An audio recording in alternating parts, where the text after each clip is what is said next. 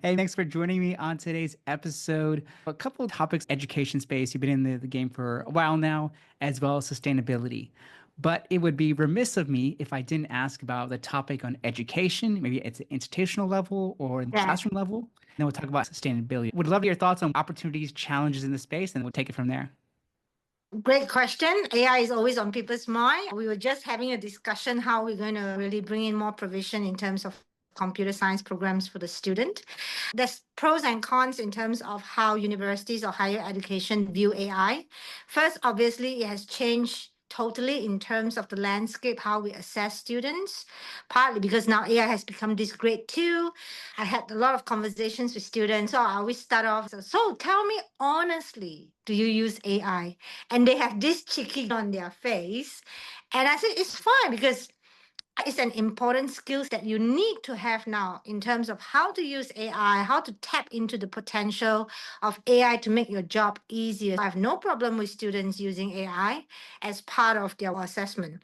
The question here is, it does conflict a little bit with higher education, partly because we're trying to assess your own effort, new knowledge, consideration you put into providing this piece of work, your own reflection, your own viewpoints. And that's where it gets a bit tricky because after 15 essay, they all look the same because usually AI, they tap on the same database and large language model. And as a result, it's like it's generating the same thing. The challenge here is then how students are using it to make sure that they are providing their own piece of work, but using AI to make it better. And this is the great challenge, not just only for students, but also for lecturers who are assessing the work that the students are submitting. For me, my personal take, I'm a great embracer of technology and AI. Higher education needs to do is not to reject it, the assessment sphere, but really thinking of ways of how we incorporate it to make sure that we can clearly understand which part of the work submitted is very much AI work and which part are really from the student. That's the important part. As higher education institutions, our role is to empower students with the right skill sets for the great job upon graduation, whether life skills, hard skills, or knowledge that then they can apply when they are doing their role. And this is where I think higher education like ourselves, universities, we really need to start think a bit more of how we scaffold technological skills such as how to use AI, what is it about, how do we integrate it into our work life as even life, how to plan a trip, holiday using AI and things like that. The second big piece of work universities should consider is how we make sure our students embrace this very amazing technology if used wisely, and then how that might set themselves apart from other graduates who are less equipped with such skills so they can find a job in this very competitive market. Yeah, I think you nailed it. The goal is to get them a job. That's what many are in higher education. Obviously, they learn something, but it's to ultimately get a good job. If it requires AI skills or knowledge, then it should be our jobs to at least equip them, like you said, with that knowledge. The challenge that I think I'm having, and many of sounds like you're having as well too, is the assessment. Because it's nothing new. 20, 25 years ago, people said the same thing about the internet. Oh, you're just going to copy and paste from the internet, which students did. But it's now easier than ever. The way I try to think about AI, is it a weapon or a crutch? Are you over relying on it to give you all your ideas and insights and it's just force feeding you this information and you just copy and paste it? If Yeah. so, it's probably not going to be helpful when you get into the workforce and people say, okay, do this with AI or figure this problem out. Or if it ever goes dead, what Yeah. happens? These are the challenge for fresh graduates nowadays. Yeah. It's good you brought in the internet. Internet was great. I believe we are both the same generation. What's really interesting is that internet was very good in terms of providing us that wide span and wide amount of information. But then AI came at such a good time because then it really helps us to make sense of this huge amount of information with very short time span. And I don't know about you, but myself, I've been always, we're academics, right? So we're always like, there's so much literature out there. I want to learn about everything. I want to cite everybody. I want to make sure I get the best information to make my piece of work to become even better or the state of the art where everybody will cite. And then you realize it's not possible. People start facing that dilemma. How much time do I want to devote? But now with AI, you could get that perfectionist mentality exercised quickly. So I say it's very timely, especially for the academic and researchers like ourselves. Yeah, absolutely. From the work we do, I leverage AI in putting together curriculums. Do I copy and paste? No. I use it Yeah. to find research, case studies, stats, examples, and then pull it together. Now, I Yeah. think the key is the contextualization of the information. Because as Yeah. you said, if everyone is copying and pasting, whether you're a student or a faculty member, and you're copying and pasting the same thing, it doesn't help either party. So I Yeah. think as humans, we have to add that human approach. Obviously, you have experience in sustainability. I have experience in XYZ markets. How can we bridge the gap and create something publicly available on ChatGPT or the Mhm. internet and provide that context, which I think is more meaningful in terms of the information they're getting. I think that's really important because, Joe, you're doing great work. I've been following your articles and newsletters regularly. It's really about your perspective. The data is out there, but you start from your perspective, how you experience the world, how you look at the world. And then from there, you gather the information to populate the narratives and the debate that you're trying to contribute to. I think that's where it becomes very important for me in terms of how then we leverage on AI and technology, making our context and background shine in well organized data. Thank you so much. One of my former students did her report on me for digital marketing and personal branding. She gave me an analysis on what she thought I did well. And one of the things she cited is that I do, if you notice a lot of stuff I do, I inject a lot of personal stories, humor, which Yeah, is very much my personality or style. Not for everybody, but I think this is what I try to do is layer my own experience, stories, perspective with additional stats or case studies I find online. I appreciate you saying that because the only way we can compete with AI is to inject a little bit of ourselves in it. And that yeah. personality, whether you're reading an article or blog post, newsletter, or listening to a lecture, you want to see the personality behind the person. I think we're all attracted to that, and it helps us learn and engage better. It's interesting that I was listening to a podcast this morning. It's talking about when you tell a story, right? There is a difference between when you tell a story and you tell a story. You see what I'm saying? Hmm. Because some stories can be told very simply in a news reporting manner, say, oh, Joe and May met up on the podcast and now they are having this series that has 50 million followers. It can be very boring in that sense, right? Without your personal experience. But if you add a bit of saying, oh, May and Joe actually met through this friend who used to be this wonderful and well-followed podcaster who's into sustainability, and he connected them, and as a result they met in this bar and decided they should really start this series. So it's really about that personal experience and perspective and storytelling. I completely agree. It's storytelling and behind the scenes. The first example you gave was the headline, black and white, factual, informative, but not super interesting. The latter, like you said, is peeling back the layers of the onion, giving people behind the scenes look of, hey, what actually happened behind? So if you think of it even Yeah, as a musical artist, if you're a K-pop fan, a lot of people like the behind the scenes footage because they find it a lot more interesting than maybe what goes out in the media. It's not yeah, as polished, it's funner, less refined, but more authentic, I guess you can say. So I yeah. love an example of a headline versus kind of the story and peeling back the layers. Yeah. Joe, you're into digital marketing. So, this trend now is really about the people behind the scene doing all this TikTok video, trying to explain what's going on, the authenticity. I guess that's what people are looking for nowadays. Instead of having this model who actually sells the brand for 20 different brands and doing the same thing, which is not useful. I agree. I've seen a big shift in that. So part of it is attributed to the younger generation, obviously TikTok, because if you put something that's super polished in there, it doesn't work. The engagement doesn't work. The algorithm doesn't reward it. You're seeing that bleed into other social media platforms. If you look at LinkedIn and the newsfeed now, a lot Yeah, of it is not super polished. It's people taking a run or in the office, a talking head video, suit and yeah, tie. It's them on the go or in their house. And yeah. those tend to perform. Why? It goes back to what we are talking about. We like to see people's personalities. If we can relate to Mm, their style, we're far more likely yeah. to consume their content. And to connect with them. Yeah. Exactly. I think that connection is important. And this is something that AI, maybe not yet, although some people are using it as a friend, but Yeah. it still lacks that connection that many of us crave. That's true. Switching gears, I know you teach sustainability. We've Yes. got folks into that space listening today. How have you seen AI and emerging technologies impact sustainability? Because obviously, sustainability has many different facets of it, but I'm keen to hear what aspect you are super passionate about and how some of these technologies are impacting that. Sustainability is such a wide field, isn't it? I'm really interested in AI and healthcare. Healthcare is very expensive and it tends to be very much corporate kind of big companies who are able to invest in it, come up with formulas that then result in huge profits for people who need them.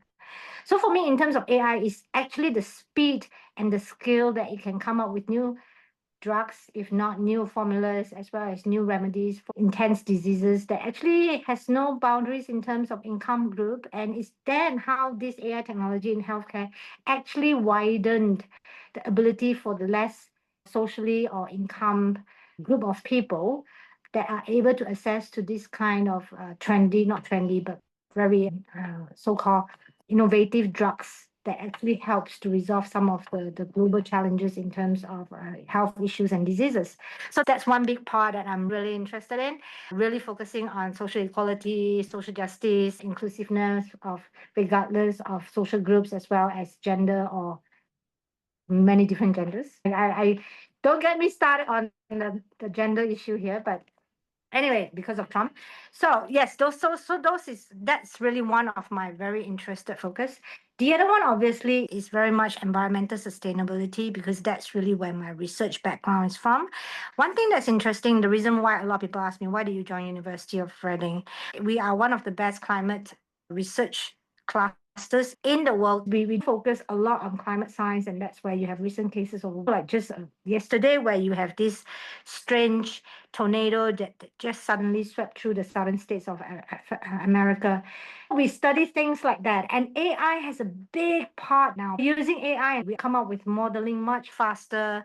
We are able to assess the probability of the different case scenario, from global warming to temperature change to how quickly the climate could change if it's a typhoon or a tornado or a hurricane.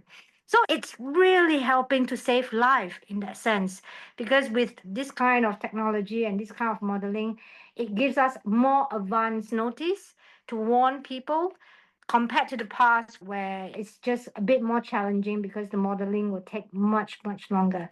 But on the flip side, we all know AI uses a lot of energy, uses a lot of water.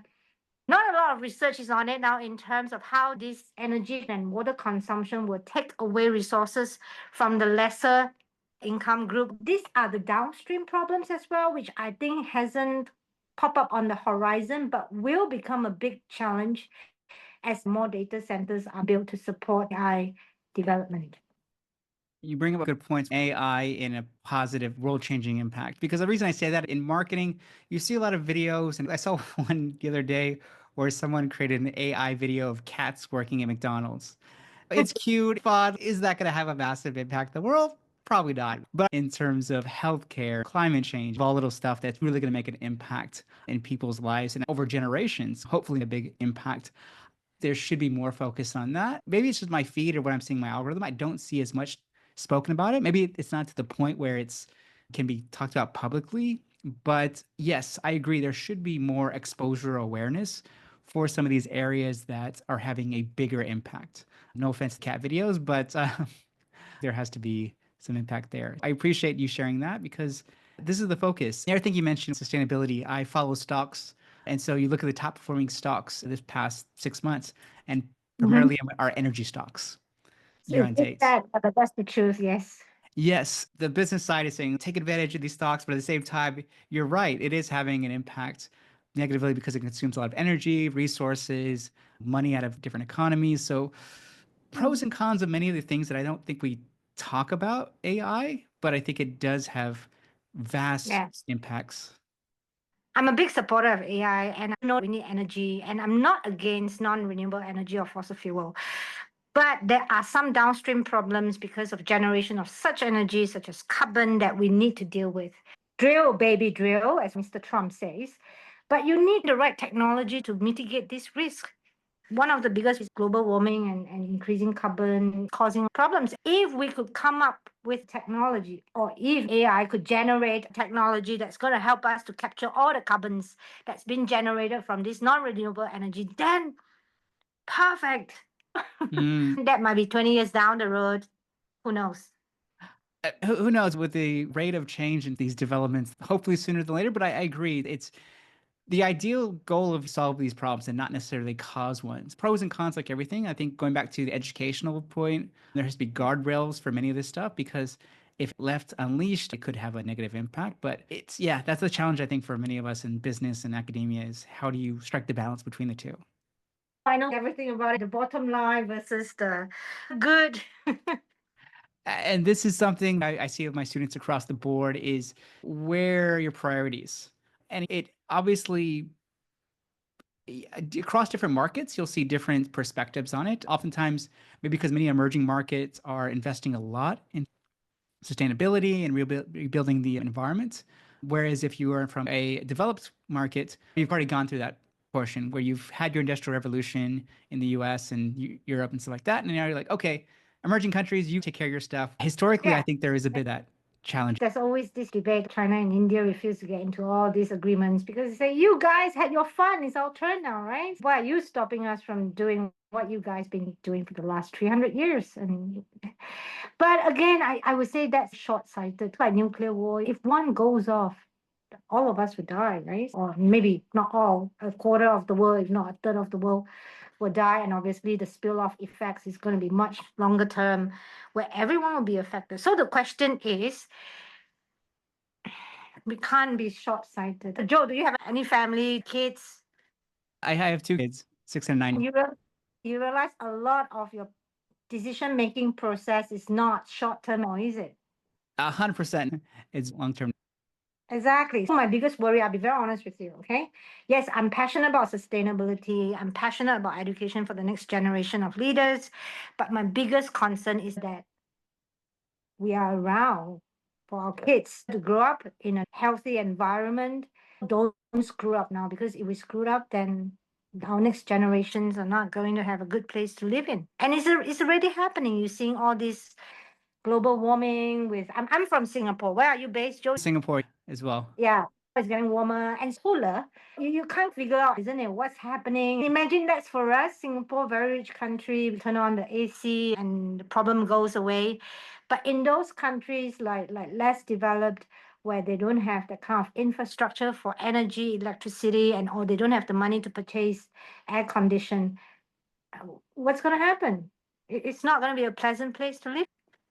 Yeah, exactly. You're seeing this all over landslides and all different earthquakes that have caused as a result of this, and that obviously leads to unfortunate circumstances. So yeah, it is very real. As someone who lives in this region, and hopefully, like I said, the work we're doing to some extent is helping that build some of these leaders, provide a little bit of conscious that it is going to impact them. I'll be honest, if I look back at when I was 20 years old, my perspective versus now, it's completely different. I was very short-sighted. Hey, how can I make as much money now? How can I buy a nice car? I think that is changing. A lot of my students are taking a broader, longer view than I was at their Yeah. age, which is heartening. Yeah, I agree. More students join us because of our sustainability credentials. They want to be at a place where people have the same values in terms of how they view the world around us, in terms of what they can do, contributing to trying to mitigate the challenges of the world. So I think, yeah, it's true. It's becoming more often that we're seeing more very socially aware students who are genuinely concerned about what's happening in today's world, especially in areas of LGBTQ plus rights and climate change, big global challenges. What Yeah. can I do? Always that kind of mentality. But now it's different. There is this increasing sense of not just urgency, but a sense of community they can find online with AI algorithm and work together as a community to drive their values as well as their agenda forward. Mhm. Absolutely. So I'm heartened to see them taking a broader view. One last question I want to get your thoughts on because you're in a leadership position. Are you using AI at all in terms of that part of your life? Maybe in terms of planning, competitive analysis, scheduling, anything you can touch on there? Yes, I do. I use some of it in my work, mostly in writing, partly because I speak Mm, 7 languages. So I do get jumbled up quite a bit sometimes. And I always believe that sometimes when you're writing emails, it can come across as a bit rude or brush. So I mm, always ask Mr. AI, I say, could you please refine it to be more polite or more engaging, to be less strict, because sometimes I'm a lecturer and I'm a principal, right? Basically, as a provost, I mm, tend to come across as do this. Writing in a more engaging and less strict manner is something I'm really looking forward to. So I use AI a lot for that. I always use AI to draw up competitor analysis, mm, which is great. You really need to know how to use the prompts. As we mm. all know, you enter the right prompts, you get the right data. But if you don't know how to do the right prompting, then you get really strange stuff. Anyway, I won't elaborate, but you know what I'm saying. Yeah, I completely agree. That goes back to providing context. You've been in this space for so long. You understand the markets, how they operate, how education works. So you can provide a richer prompt than, say, Yeah, someone who's fresh graduate, has no experience, and they're just using copying and pasting it for a report. So I yeah. think it's still coming from you, their insights, your experiences, your point of view, and you're pulling out what you think is relevant rather than just letting it goobly glock all over your screen. Yeah, yeah, that's true. And I just want to add one thing which got me quite excited lately. It's about agent AI. I Mm, think it's gonna evolve rapidly, which is exciting because I think, can you imagine you just have this friend who's 24/7 with you? It's like your butler who's doing everything for you, but at the same time starting to know you as a person, starting to give you suggestions saying that, maybe you want to try this steak restaurant tonight instead of the other one, or today is your vegetarian day and this is the restaurant I recommend. Can you imagine if the AI sees you as a person and start to interact with you? It is happening at a mm. very superficial level in terms of algorithm now because they're trying to see what you like, what you don't like in terms of providing the TikTok video. But I think this is going to be the next big thing where you start to have like, have you watched Pokemon or what? Yeah. The one that you have a little animal with you and you Yeah, could yeah. be, yeah, who knows? That might be the future. It's wild what you can do now. On the personal side, I use it to plan my meals, I use it to plan my workouts, and I ask it based on what you know about me, and it's once again, it's got the historical context. Give me a workout plan based on my age, based on my blah blah blah blah. And so it'll feed it out. So yes, I think what would be interesting just on the exercise portion is it can track. So for example, it can track, okay, you've increased your weight exponentially. Maybe you want to try this one that's more challenging for you. Maybe you plateaued. So it can be more proactive rather than Yeah, reactive. exactly. It's like you don't have to type in prompts anymore. It will give you suggestions and it's linked to your iWatch, which monitors your physiology. It's going to be a different world. I think it's just a matter of time, a few years out. Exciting, scary, hopefully more the positive side. Very good. Awesome. May, thank you so much for coming on today's episode. I've had a blast talking about AI and sustainability. I appreciate you sharing your insights.